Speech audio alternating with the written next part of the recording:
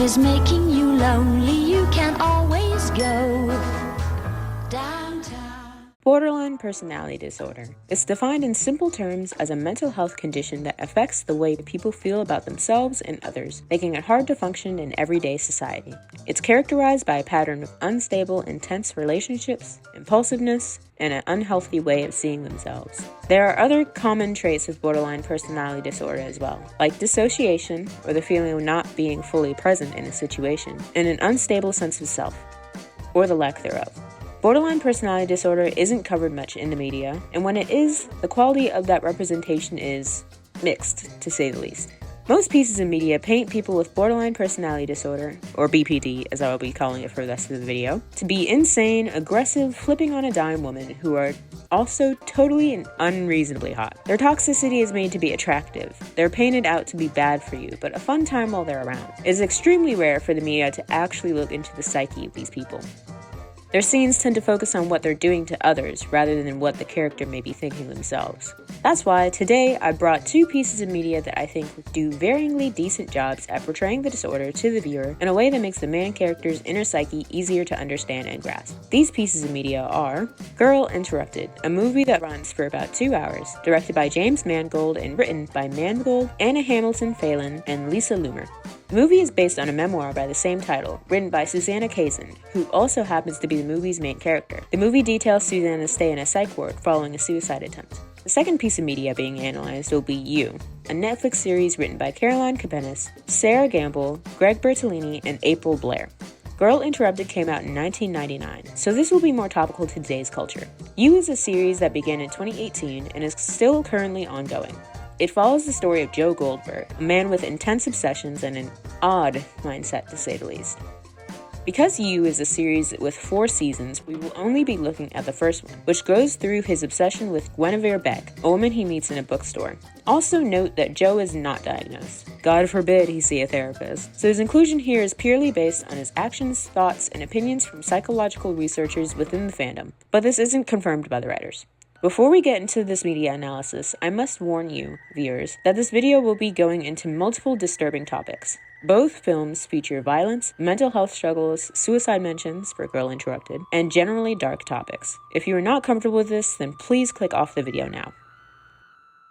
If you're still here, then let's begin. Let's start this media analysis with the shorter of the two, Girl Interrupted. Here, I'll mainly be focusing on what symptoms Susanna portrays in the show and whether or not this portrayal of her does her character justice. Now, not all media portrayals are going to be perfect, especially for a movie. You can't be completely sure if you'll be able to fully flesh out your character in only an hour. So I'd like to acknowledge that I'm sure the writers all tried their best. I don't want to discredit their work. However, how Susanna is portrayed in this movie is questionable. Like with most BPD media, the writers seem to focus on her promiscuity, which is a trait of BPD, but not the only one. After watching this film twice, I felt a lot of the other issues that we see Susanna have are glossed over. They definitely don't go as in-depth on her lack of sense of self or struggling with her relationships as much as they focus on her relationship with guys. And a girl, hooray Lisa, but this wouldn't be a fair critique if we didn't start with what they did well. I feel that this movie did a good job portraying Susanna as an endearing character. Most of the time, when we see women that are meant to be manic on the screen, we cringe and look away because that's all the show or movie allows them to be. But the movie makes sure to give us a decent overview of Susanna, good and bad. They immediately start the film by giving us a reason to root for her.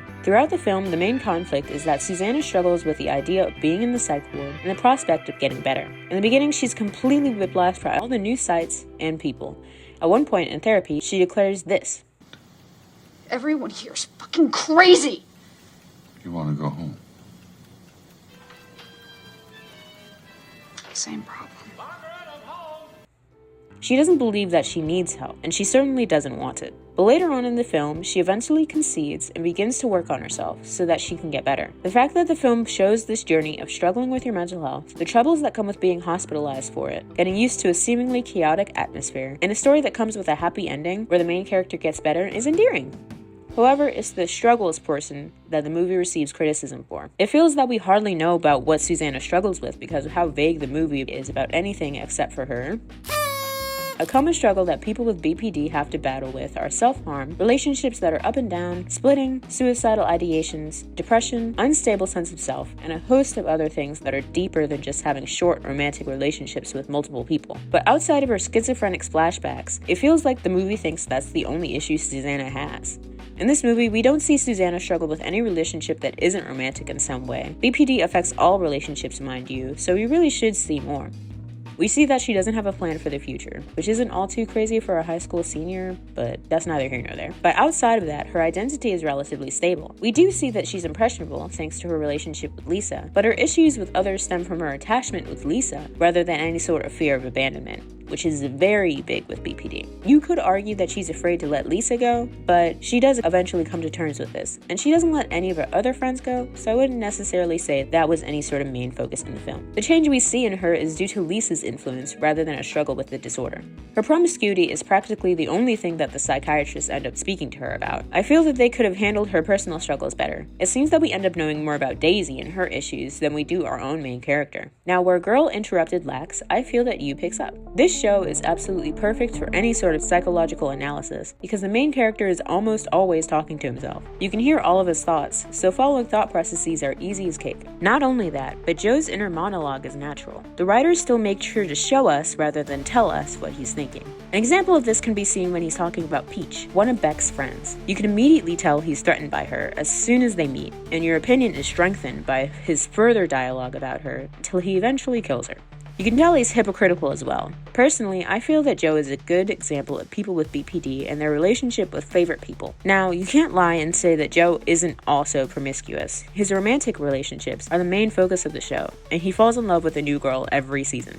While the writers do an extremely good job of showing how all-encompassing and completely consuming a favorite person relationship is, especially in the first season, and it's best shown when he finally gives Beck a dang break. I feel this section highlights how stressful these relationships can be. You put so much mental and emotional energy into one person in their lives that, for a short or even long period of time, you drive yourself a bit crazy. But my main gripe with Joe as a character, at least in terms of representation, is that while the writers go in depth with his psyche and the reasons behind why he does things, he's still a pretty negative representation of BPD. Similar to BoJack Horseman. He wouldn't be painting these people in a positive light, and while I feel the show accurately depicts what it's like to struggle with having favorite people, the show also depicts Joe fully indulging in his stalkerish and his obsessive tendencies rather than him trying to get better. This is really the only time in the first season that we see Joe get somewhat tangible help. His reason for going at first was because he suspected Beck was cheating on him, but after breaking up with her and beginning to date Karen, he goes because he likes the advice and the ability to let out his emotions. While it wouldn't have aided the story if he continued to go to therapy, this was a nice sequence. Unfortunately, our starlet takes a nosedive and becomes even more unhinged. While Joe does do some healing in the show, such as getting over Candace, his previous girlfriend, he never truly gets better. This can be discouraging for people with BPD to see, even if how in-depth the show goes into the problem is done very well. Overall, I'm saying that the media needs more positive representation for personality disorders in general. A lot of the representation that we do see either doesn't show enough of the problem or enough of the solution. While I get that people living sane and normal lives isn't that interesting to see, I think a heartwarming film that mixes Girl Interrupted's compelling and uplifting story with Yu's mental accuracy could go a long way. The movies, films, and shows that we watch all have an effect on how we see people. So constantly seeing people with BPD being pushed as crazy white people not only erases the identity of borderlines of color, but also gives everyone else a bad rep. I have met many people with BPD, made multiple friends with people with BPD, and I feel 100% comfortable saying that most of them are pretty sane and don't always act like the people on screen. Of course they have their moments, everyone does, but that doesn't mean that they should be portrayed as these sexy but unhinged women. Ultimately, I think it's important to remember that BPD stems from trauma.